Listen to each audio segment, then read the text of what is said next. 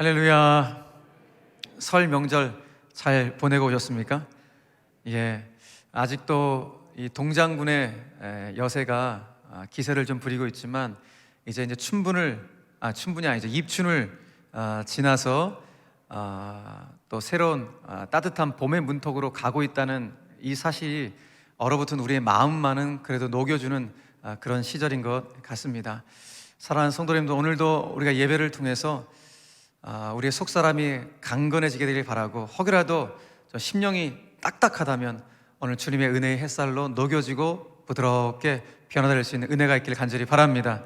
무엇보다 오늘 말씀의 위력과 말씀의 권세를 통해서 여전히 우리를 좀 사로잡고 있는 근심과 초조, 불안과 우울과 오늘 작별할 수 있는 오늘 은총의 시간 되기를 간절히 축원합니다.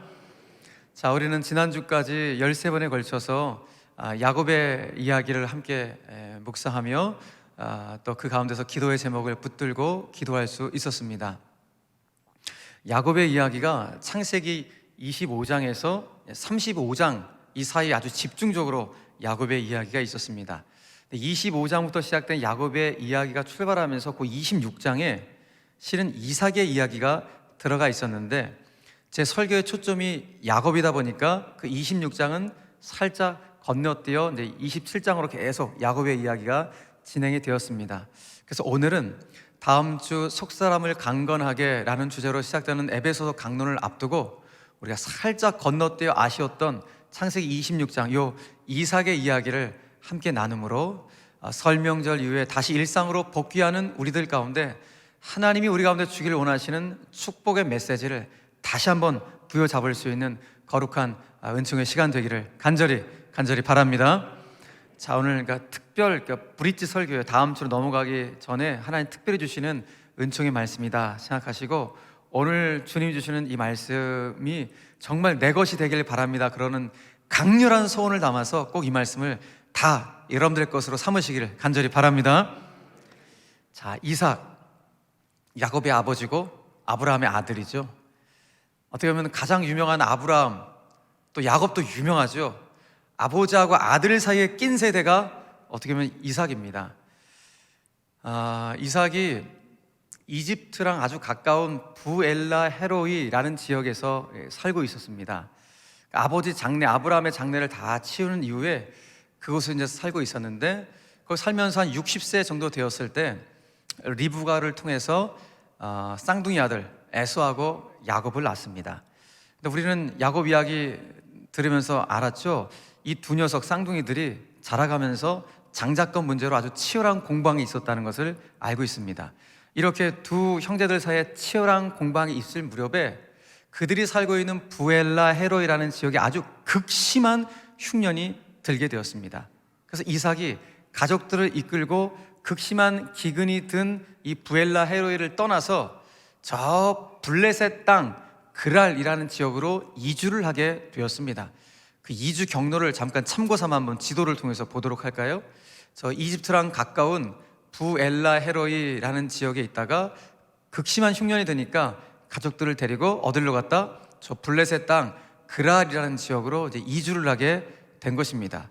그 이주한 내용이 이제 창세기 26장 1절부터 시작이 되어지는데, 자, 1절 말씀 보니까 아브라함 때에 첫 흉년이 들었더니 또 그 땅에, 이삭의 때에 또 흉년이 그 땅에 들매 이삭이 그랄로, 블레셋 땅 그랄로 가서 블레셋 왕 아비멜렉에게 이르렀더라 라고 이제 26장이 시작을 하고 있습니다.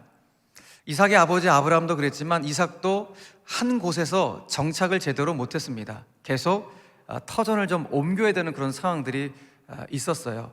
오늘 이렇게 극심한 흉년이 들어서 삶의 터전을 옮겼듯이 말입니다. 그래서 이삭의 삶은 어떻게 보면 나그네의 삶, 떠돌이 삶, 일종의 난민의 삶을 살아가게 됩니다. 심리학자이자 철학자인 가브리엘 마르셀이 우리 인간을 가리켜서 호모 비아토르라고 규정을 했습니다. 그 뜻은 여행하는 인간, 소위 길 위에 있는 인간이라는 뜻입니다. 우리가 길 위에 서 있다는 것이죠. 그래서 우리는 소위 표현할 때도 인생의 길을 걸어간다, 광야 같은 길을 걸어가는 인생이다, 뭐 이런 표현을 쓰듯이 인생을 흔히 길로 표현하기도 합니다. 그런데 길 위에 서 있는 인생이라고 하는 것은 방금 말씀드렸던 것처럼 우리의 삶이 나그네와 같은 삶이다라는 의미겠죠.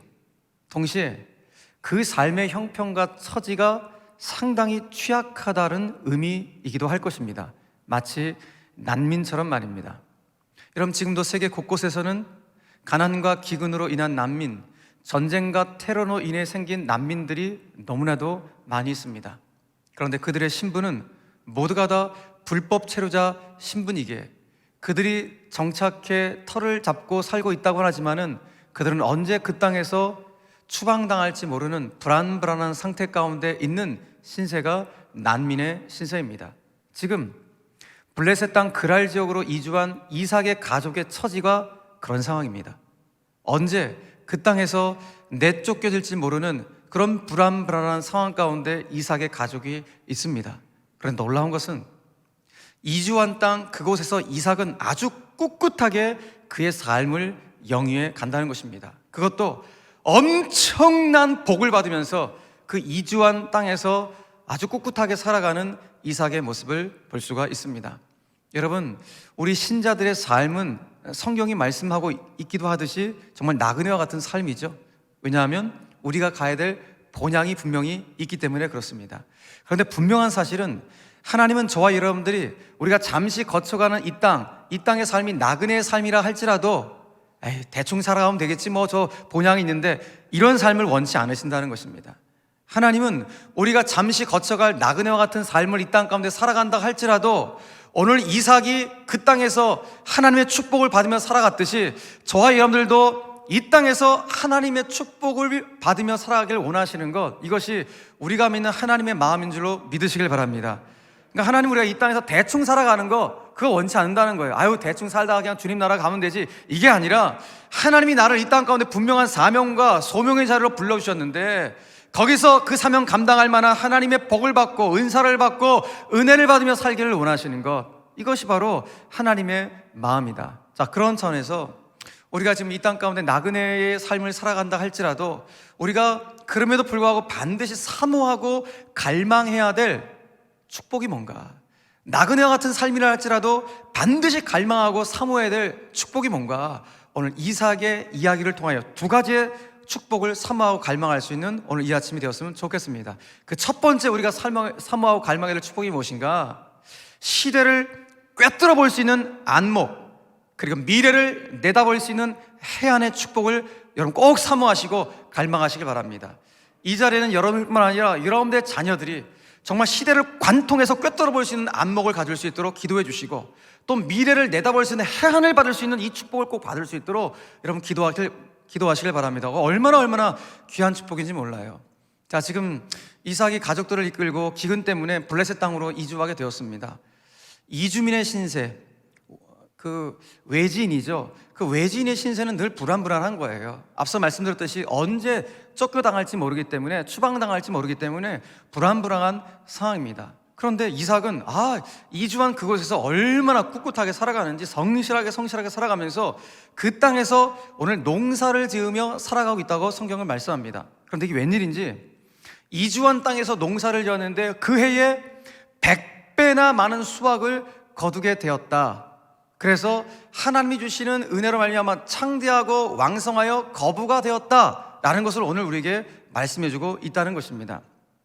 자, 여러분, 우리가 한번 이삭에 대한 삶을 잠깐만 돌아봐야 되는데, 이삭이 가지고 있던 원래 직업, 원래 주업은 이 당시에 대부분의 사람들이 사실 이 업을 갖고 있었고, 이삭도 마찬가지로 이 업을 갖고 있었습니다. 어떤 업을 갖고 있었습니까? 소떼를 이끌고 양떼를 이끄는 목축업이 이삭의 원래 주업이에요.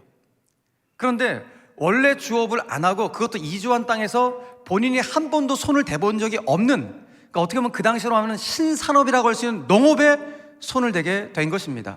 그러니까 요즘 우리식으로 말하면 평생 어떤 분이 제조업으로 일을 해오셨는데 내가 어느 순간 단 한 번도 손을 대본 적이 없는, 갑자기 최첨단 IT 산업에 내가 손을 한번 대보겠다고 하는 거, 형국과 같은 거예요. 완전히 한 번도 경험해 본 적이 없는, 그런 지식도 없는 이삭이 농업에 오늘 손을 대게 되었다. 이것이 굉장히 충격적인 거죠. 충격적인 모습이죠. 이런 솔직히 가능할까요? 내가 그 분야에 대해서 지식도 없고 한 번도 손은 대본 적이 없는데 갑자기 그걸 딱 손 댔는데 100배의 수익을 거두게 되었다. 저는 주식을 안 해봐서 모르지만 주식 하시는 분들 이야기를 들으면 그것도 공부해야지만이 뭐 100배의 수익은 10배의 수익은 얻게 되지, 공부를 안 한 무지한 상태에서는 주식을 할 수도 없다 그러잖아요. 그런데 하물며 농업인데, 농사일을 하는데 농업에 대한 지식과 경험, 이런 미천한 지식을 가지고 한 번도 손 안 댄 이 사업을 한다는 거, 이거는 엄청난 용기, 그러니까 무대뽀 정신이 아니면 할 수가 없는 그런 모습이 지금 이삭 가운데 나타나고 있는 것입니다. 어쩌면 이삭도 마찬가지예요. 본인이 한 번도 손을 대본 적이 없는 일, 그래서 이 분야에 대해서 경험도 없고 지식도 없는 그런 상황 가운데 사실 100배의 수익을 건다는 거, 이거 거의 불가능한 일입니다. 거의 불가능한 일이에요. 그럼 어떻게 이삭이 이와 같은 이 100배 수익의 놀라운 이 축복을 누리게 되었는가? 그래서 이제 오늘 성경은 이삭이 100배의 수익을 얻은 그 비밀을 우리에게 가르쳐 주는 거예요. 그 비밀이 무엇인가? 오늘 본문 12절, 13절에 나옵니다. 같이 읽겠습니다. 시작. 이삭이 그 땅에서 농사하여 그 해에 100배나 얻었고 여호와께서 복을 주심으로 그 사람이 창대하고 왕성하여 마침내 거부가 되어. 아멘. 비밀이 뭐예요? 여호와께서 복을 주심으로. 그러니까 하나님의 신적 개입 때문에 이와 같은 100배의 수익을 얻었다는 것입니다. 하나님이 복을 주셨기 때문에 가능한 모습이었다라고 성경은 말씀하고 있는 것이죠. 자, 그런데 저는 오늘 이 말씀을 이렇게 쭉 묵상하다가 이삭이 받은 복이 100배의 수확을 얻은 게 이게 복일까? 복 맞죠, 일단은. 그죠? 열매론적인 차원에서 보면 복이 맞아요. 근데 이삭이 진짜 하나님에서 받은 복은 열매론적인, 결과론적인 100배의 수확을 얻었다는 이 복보다 진짜 복은 본인이 한 번도 손을 대본 적이 없는 그 당시에 신산업이라고 할 수 있는 농업에 손을 댈 수 있는 그런 시대적인 안목과 미래에 투자하는 그 해안을, 하나님이 그 용기를 이삭 가운데 주셨다는 것, 그 해안과 안목을 하나님으로부터 받았다는 것, 이것이 이삭이 받았던 진짜 축복이구나, 그런 묵상이 되어졌습니다. 여러분, 하나님이 이 안목을 주셨죠? 이 해안을 주셨죠? 안목과 해안이 있어서 뭐합니까? 이걸 정말 내가 하겠다는 실행 능력과 용기가 있어야 되는데, 오늘 하나님은 이삭에게 이 시대를 볼 수 있는 안목과 미래를 내다보는 해안뿐만 아니라 그거를 실행할 수 있는, 투자할 수 있는 담대한 용기까지도 오늘 이삭에게 주셔서 오늘 이삭이 이주한 땅에서 농사물을 말미암아 이와 같은 열매를 거두어 내었다라는 것입니다. 뭘 말합니까? 안목이 그만큼 중요하다는 것입니다. 그러니까 하나님으로부터 보는 눈의 축복을 받는 것, 시대를 꿰뚫는, 관통하는 뭔가를 볼 수 있는 축복을 받는 것, 이게 얼마나 놀라운 은혜인지 이삭의 삶을 통하여 우리에게 보여주고 있는 것입니다. 예전에 중앙일보에 실렸던 실제 기사 이야기입니다. 제가 이 기사를 보고 혼자서 깔깔깔 웃었는데, 예전에 본인이 스스로 금고털이의 1인자라고 자임해온 사람이 있었습니다. 나는 5분 안에 무조건 금고를 다 털어버린다 라고 생각하는 분이에요. 이분이 어디 자주 왔다 갔다 할까요? 교도소죠, 뭐. 그 교도소에서 만난 그 사람들하고 나와서 다시 범행을 꿍꿍이를 계획을 한 거예요. 어떤 소식을 들었는가 하면은 저 경기도 여주에 김모 씨라는 사람이 있는데, 이 사람이 최근에 돈을 엄청 벌었더라. 어떤 일을 하냐면은 골프채 이 수선업을 해갖고 돈을 엄청 벌어갖고 저 사람 저 별장에 가면은 금고에 수억의 현찰 다발이 그 안에 지금 있다라는 정보를 이 사람이 입수를 한 거예요. 그래갖고 자기랑 교도소에서 함께 있었던 그 재수했던 분들하고 같이 나왔고 또 범행 행각을 벌이기 위해서 계획을 짠 것입니다. 드디어 범행을 짜고 탁 들어가갖고 금고를, 그 김모 씨 집에 별장에 있는 금고를 진짜 5분 안에 탁 따버린 거예요. 그 금고를 탁 열었는데 현금은 하나도 없고 귀금속 조금 밖에 없는 것입니다. 그러니까 이 도둑놈들 입장에서는 너무 황당한 거예요. 그죠? 도둑놈들 입장에서는 황당한 거예요. 화가 나기도 하고. 그래갖고 이게 아무것도 없으니까 이 화딱지가 나와서 그냥 가려고 하는데 그 거실 한편에 골프채 세트가 이렇게 놓여져 있는 거예요. 야, 저거라도 가져가자. 그래갖고 저거를 이제 갖고 온 것입니다. 갖고 와갖고 귀금속은 귀금속으로 팔고 골프채는 또 골프용품점에다가 팔아 넘겼어요. 골프용품 그 세트를 125만 원에 팔아 넘긴 것입니다. 그런데 이 사람들이 똑같은 범행을 저지르다가 결국 경찰한테 딱 붙잡혔어요. 경찰한테 붙잡혀서 그동안의 범행 행각을 쭉 경찰에 조사하는 과정 속에 깜짝 놀랄 만한 사실을 알게 된 거예요. 뭘 알게 됐는가?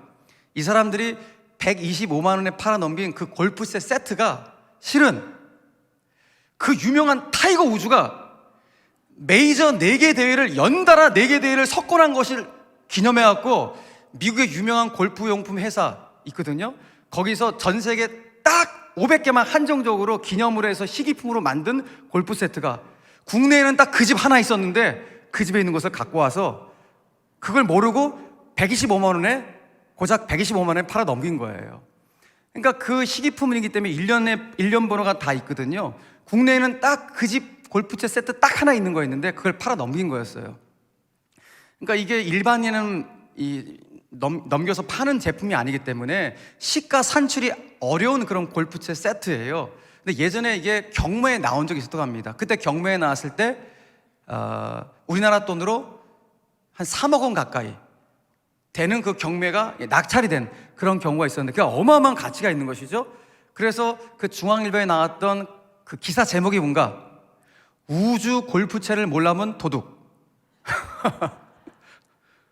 이게 기사 제목이에요. 뭘 말하는 거예요? 안목이 없다는 것이죠. 물론 일반인이 그 골프채 우주 건지 누구 건지 어떻게 알겠습니까? 그런데 이 기사를 통하여 전하고 싶은 게 뭐예요? 그러니까 보는 눈이 없었다. 보는 눈이 없는 도둑이다. 이런 거를 돌려서 실제 기사를 이렇게 낸 것입니다. 여러분, 그런데 이 기사는 이 안목에 대한 이야기를 이렇게 돌려서 우스꽝스럽게 얘기했지만 실제로 우리의 삶의 자리에 살아가게 될 때 우리가 시대가 지금 어떻게 흘러가고 있는지를 볼 수 있는 안목과 앞으로 미래가 어떻게 펼쳐질 거에 대한 그 해안을 받는 축복, 이걸 여러분 소유한다는 것은 우리의 삶의 질이 그만큼 높아질 가능성이 굉장히 많은 것입니다. 물론 우리가 이런 안목과 이런 해안은 우리가 간접적으로 책을 통해서건 또 아주 유명한 어떤 사람들의 강연을 통해서도 획득해 할 수 있는 것이 그런 안목과 해안이기도 해요. 그런데 책을 통해서나 강연을 통해서 얻는 안목과 해안은 실은 부분적입니다. 왜 그렇습니까? 어차피 유한한 인간들의 경험치에서 나오는 것들이기 때문에 다 부분적이에요. 그런데 온 세계의 역사의 주관자시고 시간의 주관자이신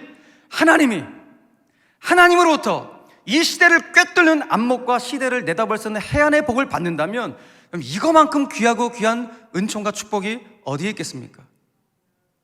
뿐만 아니라 보여주신 그 해안과 어떤 그 안목을 실행할 수 있는, 투자할 수 있는 담대한 용기까지 받을 수 있다면 이건 엄청난 은혜 중에 은혜가 아닐 수가 없을 것입니다. 그런데 이삭이 이와 같은 축복을 받았다는 것이죠. 안목과 해안, 그리고 그것을 실행할 수 있는 용기를 이삭이 받은 것입니다. 자, 그런데 오늘 제가 주목하고 싶은 것은 이삭이 이렇게 100배 열매 얻었다, 여기에 제가 주목하고 싶은 것이 아니라 이삭이 과연 어떤 삶의 모습이 있었길래 하나님이 주시는 이 안목과 이 해안을 진짜 자기 것으로 삼아서 이렇게 과감하게 용기 있게 그걸 실행할 수 있었을까? 도대체 뭔가 그의 삶의 밑뿌리가 분명히 있었을 텐데 그게 뭘까? 그걸 추적해 가다가 이삭의 삶 속에서 가장 중요한 핵심 단어 하나를 발견하게 되었어요. 우린 성경을 읽다 보면 이삭이라는 인물을 어느 정도 잘 알다 보니까 이삭하면 생각나는 어떤 핵심 단어라고 할까요? 표현 같은 게 떠올리죠. 이삭의 순종, 그죠? 이삭의 순종. 또 이렇게 축복받은 이삭의 축복, 그러니까 순종, 축복이라는 단어를 떠올리게 되는데, 근데 이삭이 이런 순종과 축복의 과정까지 가기까지 그의 밑바닥에 깔려있는 영적인 뿌리가 있더라고요. 그 뭔가 이삭을 특징짓는 가장 중요한 단어가 묵상이라는 단어예요. 묵상이라는 단어. 창세기 24장 63절 말씀 보니까 이삭이 저물 때에 들에 나가 묵상하다가 라고 기록되어 있어요.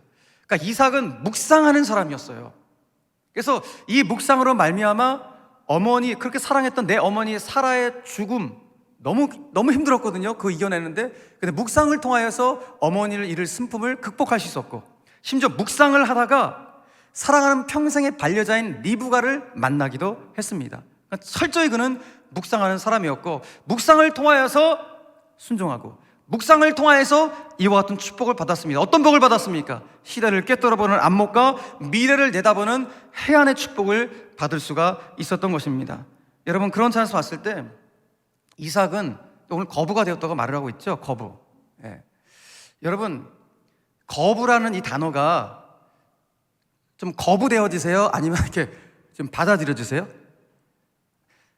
여러분, 거부라는 단어를 내 것으로 받고 싶으세요? 아니면 거부하고 싶으세요? 거부를 거부하고 싶으세요? 아니시죠? 예. 성경에 거부라는 단어가 성경에 나오는 수많은 인물들 중에서 딱 한 명, 이삭에게만 쓰였어요. 뭘 말합니까? 성경이 인정한 부자라는 거예요. 성경이 인정한 진짜 거룩한 부자, 진짜 거룩한 부자가 이삭이었다라고 성경이 말씀하고 있는 것입니다. 그런데 그 출발이 뭔가 묵상의 생활이라는 거예요. 그 밑에 깔렸던 하나님의 약속의 말씀을 늘 붙들고 살아왔던 이삭의 삶이, 이 묵상의 삶이 점점점 하나님의 축복을 받는 삶으로 이어지게 되었다는 것입니다. 이삭이 갑자기 거부가 된 게 아니에요. 성경 말씀 보면, 히브리 원문에 보면 그는 점점점 하나님 주신 복을 받게 되었다라고 표현하고 있어요. 점점 더요. 무엇을 통하여? 묵상 생활을 통하여. 그러니까 이삭은 자기 힘과 자기 지혜와 자기 노력으로 이룬 소위 자수성가적 거부가 아니라 하나님의 은혜가 만들어낸, 하나님의 말씀이 만들어낸 일종의 신수성가적 거부가 이삭이었던 거예요.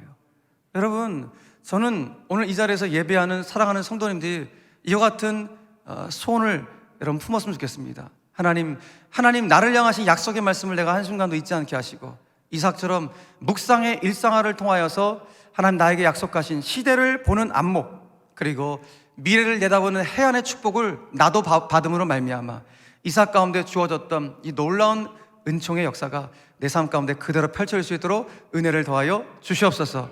이것이 저와 여러분들의 기도의 제목이 되길 간절히 바랍니다. 묵상의 일상화가 우리들의 일상화가 되길 바라고, 이삭의 묵상이 우리의 묵상이 됨으로 말미암아 이삭처럼 삶적으로 또 영적으로 이와 같은 놀라운 축복을 받을 수 있는 저와 여러분들이 되시기를 주님의 이름으로 간절히 축원합니다. 그래서 시대를 착 볼 수 있는 안목, 미래가 어떻게 펼쳐질지에 대한 그 어떤 해안, 이것을 내가 연구해서 보는 것도 중요하지만 하나님도 받아야 돼요. 이삭이 하나님도 받았던 것처럼 이와 같이 하나님부터 이런 은혜를 받을 수 있는 우리 모두가 되기를 간절히 바랍니다. 자, 두 번째, 우리가 새해를 다시 출발하면서 정말 사모하고 갈망해야 될 두 번째 축복이 뭔가, 이삭을 통해서 확인하게 되는 것은 삶 속에서 여러분 평화를 추구하십시오. 평화를 추구하는 게 진짜 복이에요. 평화를 추구하는 복, 동시에 나에게 하나님이 약속하신 미래에 대한 꿈을 결코 접지 않는 축복이에요. 나이가 젊은 사람이건 중년의 사람이건 노년의 분이건 어떤 상황이든지 하나님이 나를 부르시는 그 순간까지 미래에 대한 꿈을 접지 않는 그 복, 여러분 저와 여러분이 꼭 받게 되기를 간절히 바랍니다. 자, 하나님께서 이삭에게 복을 주심으로 말미암아 이삭의 점점점 재산이 늘어나게 되었습니다. 오늘 본문에 보니까 소가 늘어나고 양떼가 늘어나고 남종과 여종의 숫자가 점점점 불어나게 되었다라고 말을 하고 있어요.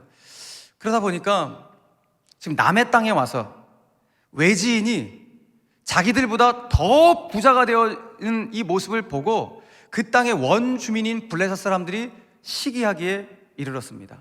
그러니까 감정이 상하게 된 거예요. 아니, 굴러온 돌이 박힌 돌보다 더 부유한 모습을 보니까 열받는 거죠. 그래서 자기들의 열받는 것을, 감정을 이 사람들 다 노출해 버렸어요. 어떻게 노출했는가? 자, 오늘 보면 15절 말씀 보니까 그 아버지 아브라함 때에, 그러니까 이삭의 아버지 아브라함 때에 아브라함의 종들이 판 모든 우물을 막고 흙으로 메었더라 라고 말을 하고 있어요. 보세요. 이 블레셋 사람들이 이삭한테 너무 시기가 들어갔고 열받아갖고 그 감정을 그대로 노출했는데, 그 감정 표현을 어떻게 했는가? 이삭의 아버지 아브라함이 그 땅 가운데 예전에 우물을 막 파놨는데 그 우물을 흙으로 다 메어버리는 것으로 감정 표현을 한 것입니다. 자, 이 당시에 우물이라고 하는 것은 대부분 다 목축업을 하다 보니까 우물은 재산 1호예요. 요즘 우시고 말하면 아파트 한 채씩이라고 보시면 돼요. 그만큼 중요한 게 우물이에요. 그러니까 우물과 목초지는 목축업을 하는 사람에서 가장 중요한 재산 가치 1호가 되는 것입니다. 그런데 그래서 이 당시에는 이 우물을 뺏고 하는 이런 문제 때문에 분쟁이 굉장히 많이 일어났어요. 그러니까 당시에는 내가 소유한 우물에 누군가가 흙으로 우물을 메어버린다, 뭘 말하는 것인가? 전쟁하자는 거예요. 전쟁을 선포하는 것과 동시에 무엇을 알릴 것인가? 내가 여기 찜해놨으니까 너 그 땅에서 나가 라고 이야기하는 것과 같은 내용이 우물에다 흙을 메우는 것입니다. 그런데 오늘 블레셋 사람들이 이삭의 아버지 아브라함이 우물했던 그 우물에다 다 흙으로 메웠던 것이죠. 이게 굉장히 무도한 사람들입니다. 그러니까 지금 블레셋 여론들이 민심이 막 끌어오르는 거예요. 누구 때문에? 이삭 때문에. 이삭이 복 받는 게 열받아갖고 그 블레셋 민심이 너무 부글부글 끓는 거예요. 그게 어디까지 올라갔는가? 블레셋의 왕 아비멜렉에까지 귀에 들려오게 된 것입니다. 그러니까 우리가 본문 앞에 보면 실은 이삭이 이 블레셋 땅에 와서 블레셋 왕 아비멜렉하고 관계가 굉장히 좋았어요. 그런데 지금 블레셋 민심이 너무 악화되니까 왕도 어떻게 할 도리가 없는 거예요. 그래서 이 블레셋 왕 아비멜렉이 이삭한테 직접 얘기를 하는 거예요. 이삭아, 너 나가라. 16절 말씀 보니까 이렇게 말을 해요. 아비멜렉이 이삭에게 이르되 네가 우리보다 크게 강성한 즉 우리를 뭐하라? 떠나라. 여러분, 왕이 이렇게 말할 정도예요. 뭐를? 야, 네가 우리보다 더 부자야. 여러분, 이 당시 이 땅의 왕이 이삭한테 이렇게 말할 정도로 이삭은 어마어마한 부유한 그런 축복을 받아 누리고 있었던 것입니다. 그러자 현실 파악을 딱 한 이삭이 안 되겠다, 내가 이 땅을 떠나가겠다라고 떠나갈 작정을 하게 됩니다. 솔직히 이삭의 입장에서는 아니, 내 소유의, 우리 아버지의 소유의 우물에 흙을 메워놓은 이 사람들이 무도한 행위, 여러분 어떻게 하시겠습니까? 우리의 이 실력, 이 성질 갖고는 한번 붙어야 되지 않겠어요? 근데 이삭은 이걸 내려놓고 가버리는 거예요. 저 무도한 사람들과 싸우는 바에 내가 이걸 내려놓고 가는 게 훨씬 더 낫겠다, 평화를 추구하는 것입니다. 싸우지 않는 게 이기는 것이라고 생각을 하고 그걸 놔두고 그가 오랫동안 삶의 터전을 또 갖고 왔던 이 블레셋, 이 그랄 땅을, 그랄 시티를 떠나 다른 곳으로 또 삶의 터전을 이주하게 돼요. 그런데 이삭이 이주한 삶의 터전이 어딘가 하면은 그랄에서 완전히 벗어난 곳이 아니라 그랄 시티에서 좀 떨어진 그랄 골짜기라는 곳으로 가게 됩니다. 그랄 골짜기. 왜 이삭이 그랄 골짜기에 갔을까? 자기 아버지 아브라함이 그랄 골짜기에도 우물을 굉장히 많이 파놨거든요. 그래서 가서 거기 아버지가 파놓은 우물을 다시 파야겠다라고 생각해갖고 거기 삶의 터전을 잡고 제일 먼저 뭐 했는가? 우물을 팠어요. 거기는 우물을 막 파기 시작했습니다. 막 파기 시작했어요. 드디어 우물을 파니까 막 판 그 땅 속에서 막 물이 막 콸콸 솟아나는 거예요. 그러니까 샘 근원, 샘 줄기를 찾게 된 것입니다.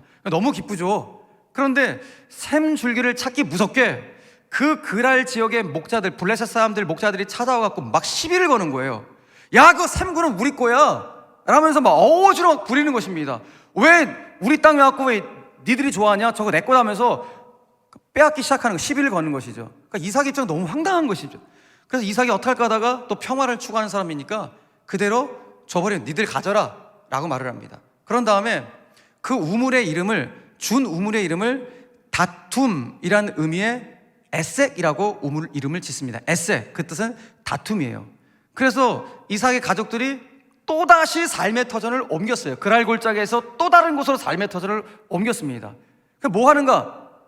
또 이제 목축업 해야 되니까 우물을 파야 돼요. 또 우물을 어디서 팔까 하다가 여기서 파자. 딱 팠는데 또 우물물이 콸콸콸 막 쏟아지는 거예요. 너무 기쁘죠. 근데 이놈이 이 그랄 목자들이 또 찾아와서 또 시비를 거는 거예요. 그거 우리 거라는 거예요. 이삭이 열을 받죠. 근데 이걸 또 마음을 잡아놓고 니들 가져라. 다시 그랄 목자들 가운데 우물을 내어줍니다. 그리고 난 다음에 그 우물의 이름을 대적함이란 의미의 신나라고 우물 이름을 지어요. 앞에는 다툼이란 이름의 에섹, 두 번째는 대적함이란 이름의 신나, 에섹과 신나, 그러니까 다툼과 대적함이라는 우물의 이름을 진 거예요. 그러고 난 다음에 다 준 다음에 세 번째 또 삶의 터전을 또 이주하게 되었어요. 또 이주하게 되었어요. 여러분, 이삭의 심정이 어땠을까요? 아니, 가는 곳곳마다 찾아와서 시비를 거니까, 그러니까 이삭이 야, 얘네들 못 찾아오게끔 깊이 들어가겠다, 그런 마음이 있지 않겠습니까? 그러니까 이삭이 지금 들어가는 곳은 더 깊이 들어가는, 어떻게 보면 척박한 땅으로 들어갔을 가능성이 굉장히 높습니다. 그래서 했을까요? 그랄 목자들이 안 찾아와. 왜? 그랄 목자들도 상식적으로 생각되는 거예요. 야, 이삭이 저 깊숙이 들어가서 우물 파봤자 저 땅은 우물 안 터지는 땅이야 라고 그들도 판단되었는지 와서 시비를 안 걸어요. 그런데 이게 웬일입니까? 저 구석에 들어가서 우물을 하는데 더 많이 나와. 콸콸콸. 닿는 곳곳마다 더 넓게 우물물이 콸콸콸 쏟아지는 놀라운 역사가 이루어지게 된 것입니다. 그래서 이 은혜 앞에 감사해갖고 오늘 성경에서 이렇게 고백을 해요. 22절 말씀 보니까 이삭이 거기서 옮겨 다른 우물을 팠더니 그들이 다투지 아니하였으므로 그 이름을 무엇이라 했더라? 르호봇이라 하여 이르되 이제는 여호와께서 우리를 위하여 넓게 하셨다. 세 번째 옮긴 바로 그 땅에서 하나님이 더 넓게 더 넓게 더 넓게 삶의 지경을 넓혀주시는, 더 많은 우물들을 주시는 그 은혜에 감사하여 그것을 여호와께서 우리의 삶의 지경을 넓게 하셨다는 뜻의 르호봇이라고 이름을 짓게 되었습니다. 여러분 한번 보실까요? 이제 한번 정리해 볼게요. 자, 이삭 하나님으로부터 엄청난 복을 받았어요. 복 받았는데 사람들의 시기의 대상이 되어버렸어요. 공격의 대상이 되었어요. 대적의 대상이 되어버렸습니다. 그로 인해서 이삭은 삶의 터전을 계속 옮겨야만 했습니다. 솔직히 이삭의 입장도 화나죠. 낙심될 만한 상황이 왜 안 됐겠습니까? 더 척박한 땅으로 들어가야 되니 그 심정 오죽했겠습니까? 그러나 이삭은 묵상으로 단련된 사람이었습니다. 그는 하나님이 본인에게 약속하신 말씀, 약속의 말씀을 믿었어요. 그 약속의 말씀을 깊이 묵상하고 그걸 굳건하게 붙잡음으로 말미암아 하나님이 나에게 주신 약속의 말씀이 미래에 반드시 이루어질 것이라는 미래에 대한 약속을 붙잡고 현실의 삶을 충성되이 성실하게 살았던 사람이 누군가? 이삭이에요. 그러니까 본인 가운데 지금 고단하게 하고 정말 힘들게 하는 그런 세력들이 있지만은 그 고단한 현실은 현실대로 받아들이고 하나님 나에게 주신 약속의 말씀 반드시 이루어질 것이라는 미래에 대한 약속은 붙잡고 하루하루 성실하게 살아갔던 그 삶, 그것이 바로 이삭의 삶이었다는 것입니다. 자, 그런 상황에서 봤을 때 하나님의 자녀는 어떤 사람들인가? 보세요. 하나님의 자녀는 미래에 이루어질 일들을 믿고 현실을 신실하게 살아가는 사람들, 이 사람들이 하나님의 자녀예요. 아멘이세요? 다시, 우리는 어떤 사람들인가? 미래에 이루어질 일들을 반드시 믿고 현재의 삶을 신실하고 충실하게 살아가는 사람들이다. 그런 차원에서 우리들은 미래 현재형 사람이라고 말할 수 있어요. 따라합시다. 나는 미래 현재형 사람입니다. 아멘이세요? 예, 반드시 약속하신 말씀을 이루실 것을 믿고 현재의 삶을 충성되이 신실하게 살아가는 그와 같은 삶이 이삭의 삶이었고 바로 우리들이 살아가야 될 삶의 모습이라는 것입니다. 그러니까 여러분, 지금 내 처지가 아무리 힘겹다 할지라도 쉽게 여러분 낙심하지 마십시오. 무엇보다도 눈에 보이는 내 형편 때문에 미래에 대한 꿈을 결코 접지 마세요. 왜요? 하나님의 자녀에게는 하나님이 예비해 놓으신 르호봇의 축복이 기다리고 있기 때문인 줄 믿으시길 바랍니다. 근데 많은 경우 에색과 신나에서 멈출 때가 굉장히 많습니다. 물론 그 르호봇의 축복으로 가기까지는 에색과 신나라는 갈등과 다툼이라는 고난이 우리 가운데 있을지 모르겠습니다. 그걸 거쳐야지만이 르호봇까지 갈 수 있는 걸음인지도 모르겠습니다. 어쩌면 지금 이 순간 그 각박하고도 가파른 치열한 삶의 에색과 신나를 경험하고 있는 고난 가운데 있는 성도들이 계실지 모르겠습니다. 여러분, 그런데 에색과 신나에서 멈추지 마시고 세 번째 우물파기, 르호봇의 우물파기를 멈추지 마십시오. 많은 경우 여기까지인가 보다. 이 사람 방해 안에 에색, 여기서 1단계에서 멈추는 사람, 그래서 힘내자 신나까지 따가는데 또 방해하니까 아닌가 보다, 여기서 끝내버리고 좌절하는 분들이 너무너무 많은 거예요. 근데 오늘 하나님 우리에게 말씀하시는 겁니다. 에색과 신나에서 멈추지 말고 세 번째 우물파기 하라는 것입니다. 르호봇의 축복을 놓치지 말라는 것입니다. 오늘 여러분, 르호봇의 축복을 갈망하시고 소망할 수 있는 저와 여러분들이 되기를 간절히 바랍니다. 그렇게 될 때 하나님께서 저와 여러분들을 위해 준비해 놓으신 우리 인생의 지형을 넓게 하실 그 르호봇의 축복을 반드시 우리 가운데 주시고 이걸 누리며 살아갈 수 있는 우리 모두가 되기를 간절히 축원합니다. 그런 차원에서 다시 새해를 출발하며 저와 여러분들이 붙잡아야 될 기도의 제목이 무엇인가? 하나님, 올 한 해 저의 삶을 르호봇의 우물로, 르호봇의 축복으로 이끌어 주시옵소서.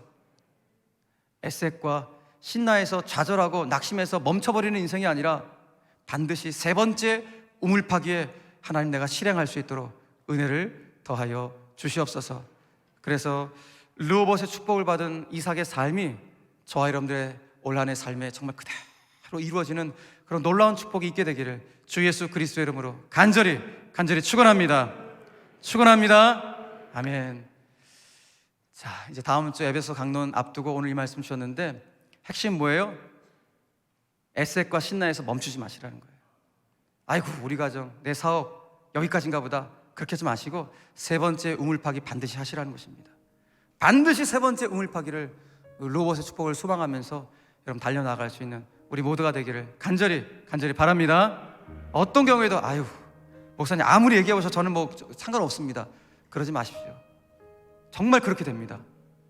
그러나 정말 갈망하시고 사모하십시오. 그래서 저는 우리 교회에서 좀 거룩한 거부들 나왔으면 좋겠습니다. 거부 되셔갖고 선교하십시오 여러분. 네.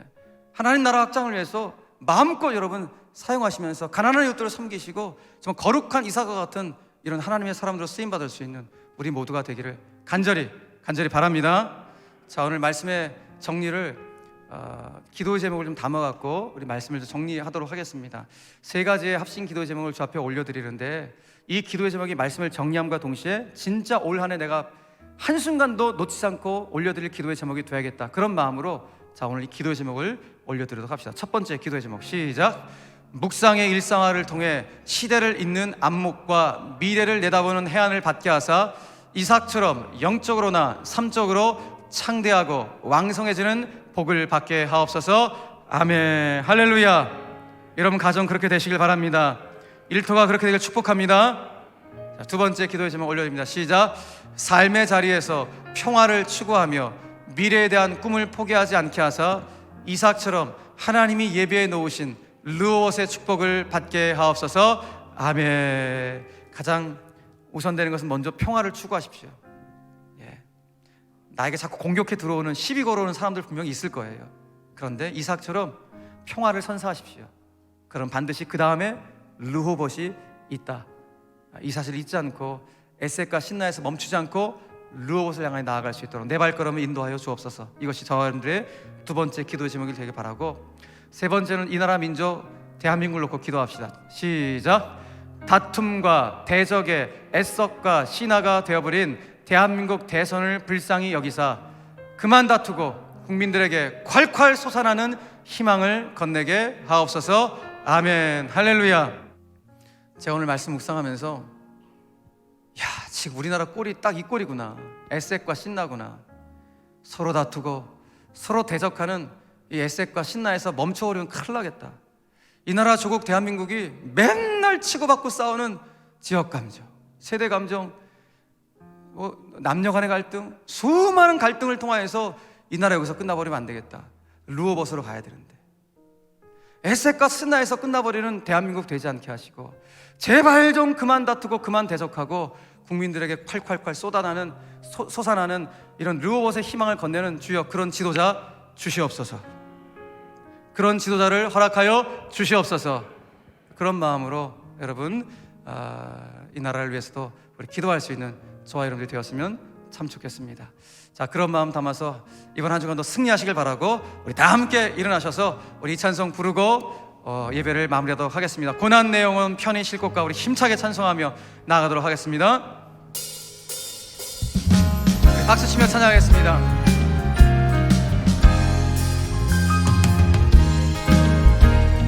고난 내 영혼, 고난 내 영혼